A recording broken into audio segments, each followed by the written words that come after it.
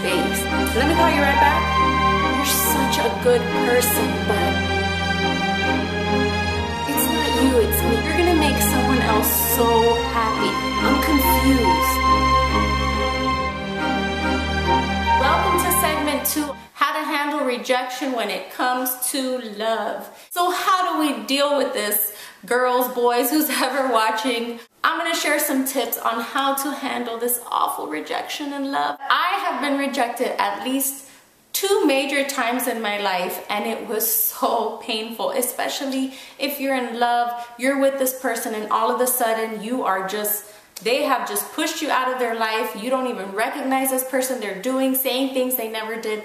That rejection hurts so much. And I'm saying it with a smile on my face because obviously time heals all things, and you know, life goes on and you will heal and get over this whatever you're going through. But at the moment, I know that it is so difficult, and it almost brings out this like crazy side in you where you like want answers and you want to hunt that person down and find out why. Obviously, if they loved you and wanted to be with you, they would be with you, and you wouldn't have gotten that lame excuse. Number 1, if someone walks out of your life, let them go. It was not meant to be. Love is not something that is so hard and just so, you know, that causes so much friction. Love is something that brings 2 people together, and if they walk out of your life, then look at it as a sign from the heavens that it was not meant to be. Next, find a buddy that you can call, a friend, somebody that is that person you can call. You feel tempted to call that person that has rejected you. If they're not calling you, if you're not getting texts from them, they don't want to talk to you. And I know it's so hard, it's so harsh to hear, but obviously if they did, they would be calling you. So don't lower yourself and start calling them and texting them and checking their Facebook and all these things when they're not doing that for you. Next, this is the time to start soul searching and really figuring out the plan that God has for your life.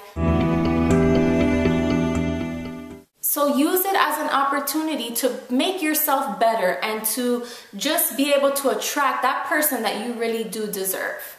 Lastly, whatever you do, don't let that person see you falling apart. Don't think that by you calling them and making them feel bad for what they've done to you that it's going to make any difference, because it is not. You're never going to find someone like me. After everything I did for you, you're going to do this to me?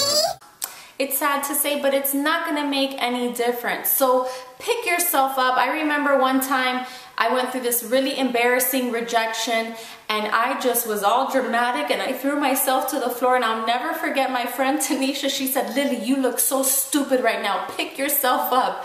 I never forgot those words because, hey, he was leaving the place with another girl and I was there on the floor on my knees crying. Like, how ridiculous was that? And she was right. Pick yourself up.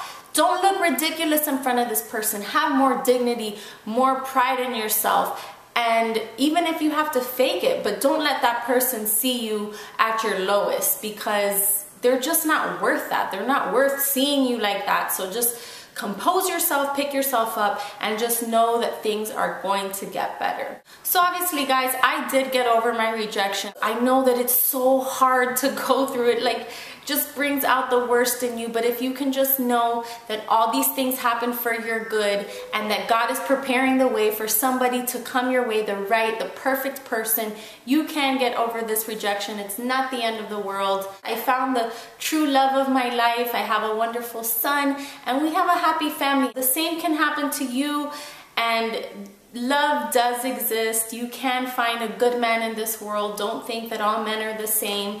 It's just about what you put into it and just trust in God and know that He has a better plan for your life. Okay, I hope that helps. Pick yourselves up. Remember that when one door closes, the next one will open. God sees our future and He knows what lies ahead of us. We don't know that, so sometimes we face rejection or a door closing on our face and we don't understand why. So we just have to trust God and believe that He has our best interests in mind and that He wants us to be happy. And so if you can just hold on to that belief and that faith and know that the best is yet to come, then you can handle any rejection or any hard time that comes your way. Thank you so much for watching, guys. I'll see you next week. Bye.